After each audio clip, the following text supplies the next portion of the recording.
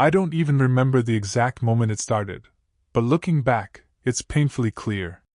Emma had changed, and I was too blind, or maybe too scared, to notice.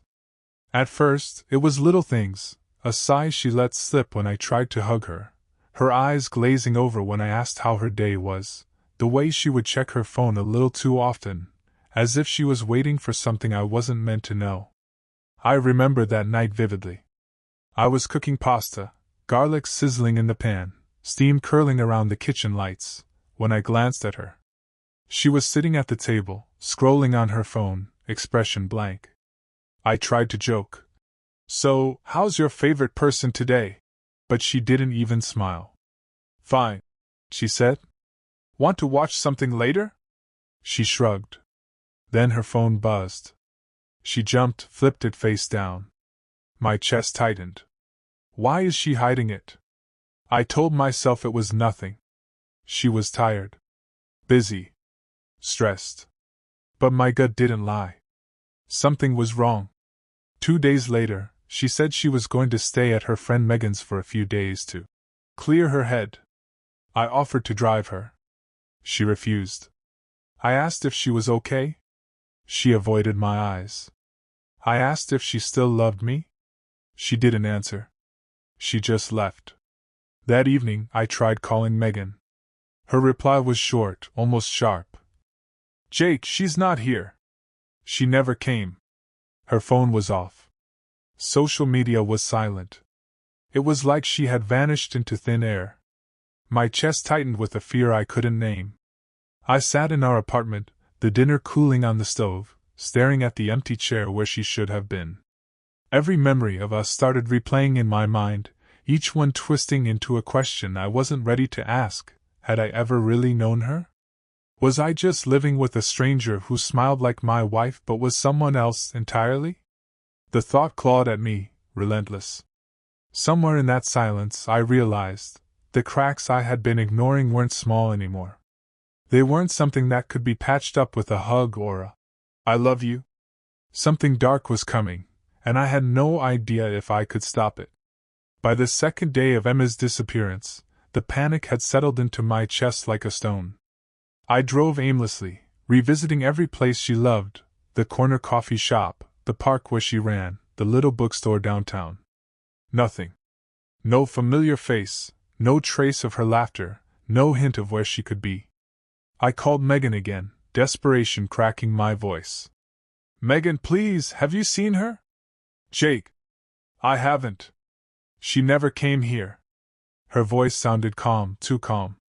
I wanted to believe her, but the pause, the almost inaudible sigh afterward, told me something else. My gut twisted. Megan knew more than she was saying.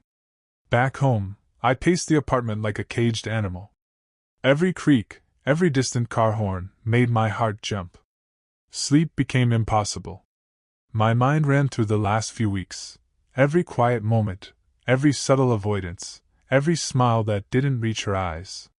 Something terrible was unfolding, and I didn't even know what it was. By the 4th day, I went to the police. They were sympathetic but skeptical. "Adults don't just vanish," the officer said. I felt anger, fear, and disbelief swirling together. They didn't understand.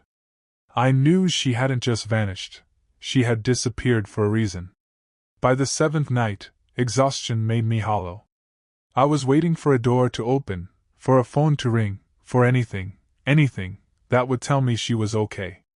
But I began to feel the creeping dread that maybe she wouldn't come back at all. And somewhere deep in my chest I realized, the life I thought I knew, was over. Each day without her felt longer than the last. I could barely eat. Every sound, floorboards creaking, the wind brushing the windows, made me startle. Friends called. I lied. She just needed space, I said, though my voice shook. I replayed every conversation, every laugh, every fight. Every ignored small crack suddenly felt like a chasm.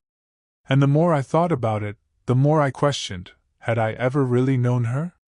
Or had I been living with a stranger? Sleep became a torment. I would wake, convinced I heard her voice, only to find silence. My memories of her began twisting. Her laughter, once comforting, now felt like a cruel reminder of what I had lost. By the seventh night, I felt like I was dangling over a precipice. Every instinct told me something bad had happened. And somewhere inside, I feared the truth so much, I wasn't sure I could survive it. At 2 a.m., the front door creaked open. My heart leapt. I rushed to her. Emma appeared, exhausted, pale, distant. She didn't hug me. Didn't smile. Just whispered, "I'm tired, Jake. I'll talk tomorrow." She went to the shower, locked the door, cried silently. I stood there, listening, frozen. My chest ached, but anger mixed with fear hardened in me. Something had changed. The woman I knew was gone, or at least, buried behind secrets I couldn't reach. I waited all night, staring at the door. Every second stretched like an eternity. My thoughts raced. Where were you? What happened? Can I even trust her anymore? The next morning, she sat across from me at the kitchen table. Her eyes avoided mine. She whispered, "Jake, I'm pregnant. And it's not yours." The words hit me like a freight train. I felt my chest collapse, my stomach twist. Everything I believed about our life, our future, suddenly evaporated. What do you mean?" I stammered. I couldn't tell you sooner. I'm so sorry." I wanted to scream, to cry, to understand. But I couldn't. The silence stretched between us, unbearable. Something else lingered, though, a deeper secret, something she hadn't said. I needed answers. My hands shook as I searched her drawers, her purse, her phone. Hidden receipts. Cash withdrawals. Lyft trips to unknown addresses. Deleted messages. One name kept appearing, Erin Whitmore. Erin. Her ex, someone she swore was gone. My head spun. Betrayal, disbelief, and anger consumed me. How could she hide this? How long had she been living a double life behind my back? I dug deeper. Months of secret messages, meetings, hotel stays. Emma had painted a picture of moving on, but Erin wasn't gone. The week she disappeared, he had forced her to meet him, she confessed later. Her fear, her hesitation, her secrets, all connected. My chest tightened. This wasn't just cheating. It was manipulation. Control. Danger. I realized the scope of deception. Friends, coworkers, even family, they all seemed to know pieces she hadn't told me. Everyone was protecting something. I felt isolated, trapped in a world where I couldn't trust anyone, not even the woman I had married. Hidden transfers, a second credit card, secret accounts. She had been leading a life I couldn't have imagined. The pregnancy was part of a bigger web, and I felt powerless, betrayed, and furious all at once. I confronted her. Anger erupted. Our voices screamed over each other. "I can't tell you everything.